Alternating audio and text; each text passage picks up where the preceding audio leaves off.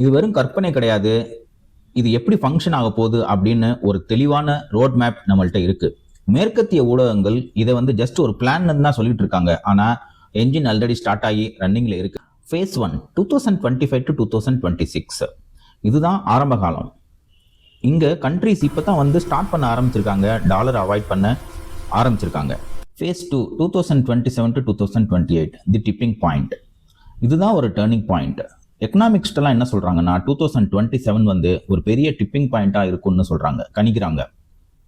ஏன்னா தனித்தனியா இருக்கிற அக்ரிமெண்ட்ஸ், தனித்தனியா இருக்கிற கண்ட்ரிஸ்லாம் ஒன்னா சேர்ந்து ஒருங்கிணைச்சு பிரிக்ஸ் பிரிட்ஜுக்கு கீழே வர்றதுக்கு இவ்வளவு டைம் ஆகும். 2027 ஆகும் அப்படின்னு ப்ரெடிக்ட் பண்ணியிருக்காங்க. இன்டர்நேஷனல் ட்ரேட்ல 15% டாலரை தாண்டி தான் இப்போ நடந்துட்டு இருக்கு.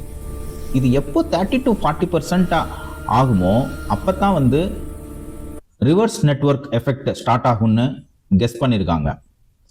ஏன்னா அந்த ஸ்டேஜ்ல தான் முக்கியமான கண்ட்ரீஸ்லாம் வந்து டாலரை அவாய்ட் பண்ணுவாங்க.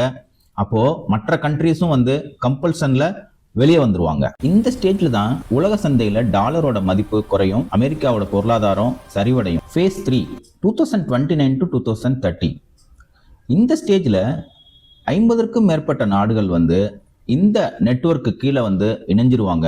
அப்போ மோஸ்ட் ஆஃப் த கண்ட்ரீஸ் வந்து டாலரை அவாய்ட் பண்ணிட்டு வெளியே வந்துருவாங்க. ஸோ இப்போ டாலரோட மதிப்பு குறைஞ்சி டாலர் வந்து ஒரு சாதாரண கரன்சியா மாறிடும்.